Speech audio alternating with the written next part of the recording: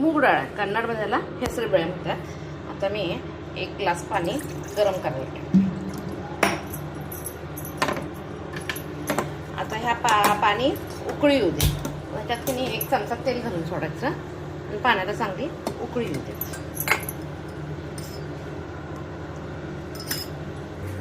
आता चांगली उकळी आल्या. आता ह्याच्यात मूग डाळ फक्त एक 10 मिनटात शिजली जाते. बरोबर मी कांदा, टोमॅटो, कोथिंबीर चिरते. आता डाळ शिजल्या. एवढी अशी बोटची पीस हे व्हायला पाहिजे. कुकरला लावलं तर काय होतं, राड व्हायला बघते. जरा अशी जरी पुढं गेली तरी वरती 1-5 मिनटं शिजून घेते. तेल का घालायचं, तेल घातलं तर बाहेर उतू येत नाही.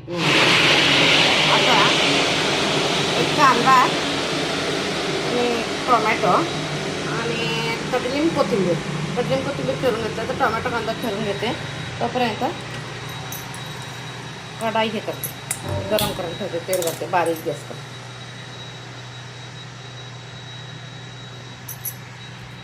थोडंसं तेल घालते.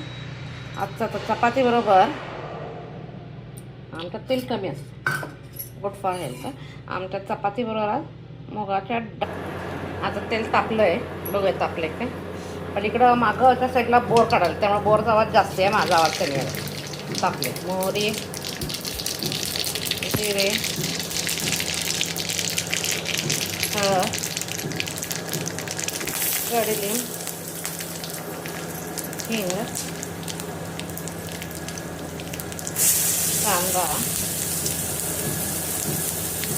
कांदा 1-2 मिनटं परतून घ्यायचा आणि 1-2 मिनटं झाल्यानंतर टोमॅटो घालायचं. काय टोमॅटो लगेच होतं, कांद्याला वेळ लागतो. हात चमचा घ्यायचे. कधी पण उकळीला कांदा मोठा चिरायचा, बारीक चिरायचा नाही, कारण तो जेवताना तोंडात यायला पाहिजे. आता 2 मिनटं झाली. आता टोमॅटो घालायचा. कोथिंबीर पण पडली, जाऊ दे. कोथिंबीरचा पण आवाज छान येतोय. परत वरती फोडणी भाजी तयार झाल्या तर घालायला सध्या नाही, तर कोथिंबीर नाही आहे. सगळी घेते, छान भाजून घ्यायची.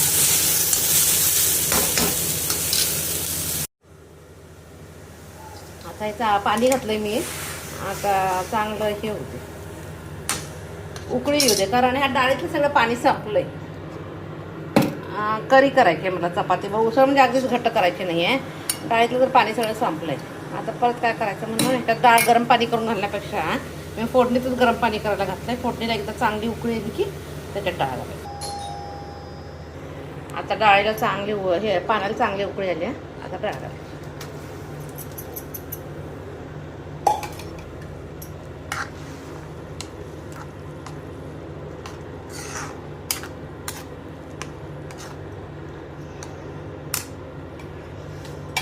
आता ह्या दुसरं काहीही घालायची गरज नाही. एक प्रकारची चांगली टेस्ट येते. आता उकळी आली की करेक्ट होतं. मुगाच्या डाळीची करी खाण्यासाठी तयार आहे. उकळी आली की घट्टपणा येतो, म्हणजे उसळ तयार होते. शेंगदाण्याचं तिखट आणि 2 गाजर, 2 कांदा आणि मिरची तर मी कटरला घालणार आहे. मी कोशिंबीरच करणार आहे, खरं खिसून करत नाही, माझ्या हाताला प्रॉब्लेम आहे. कटरमध्ये घालून कट करून दही आणि मीठ साखर एवढी. फोडणी काही देणार नाही, आम्ही फोडणी धरत नाही. चटणीसाठी कोथिंबीर, कडीलिंब, मिरच्या 4 आणि हे खोबरं.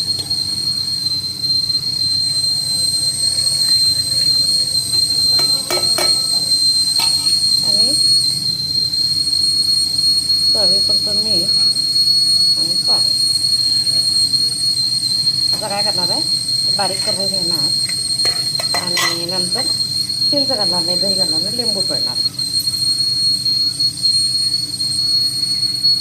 आता उडीद वडा करण्यासाठी मी ही डाळ 4-5 तास भिजत घातली. ती डाळ नाही, उडीद आहे. डाळीपेक्षा पण उद्द पासला की नाही तर चांगलं मऊ हलका होतो, कुरकुरीत. इडलीला पण, डोसाला पण, उद्दिन वड्याला पण उडीद डाळ वापरण्यापेक्षा उडीद वापरावं चांगलं. आता मी काय करते, ही खोबऱ्याची चटणी करण्यासाठी नारळ काढून घेतला. पहिला हे उद्द करून ठेवायला लागतं, 1-2 तास भिजायला पाहिजे. इकडे इडलीचं पीठ तयार आहे.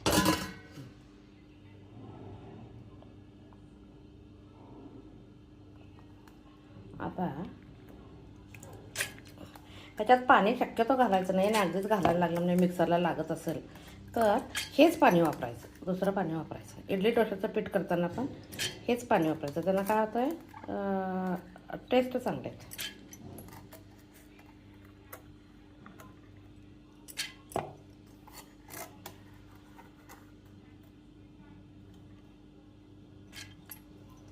आता ह्याच्यात मी तांदूळ भिजत घातले नाहीत, पण तांदळाचा एक चमचा पीठ घातलं, त्यांना टेस्ट चांगली येते. आता हे रुबवून घेते.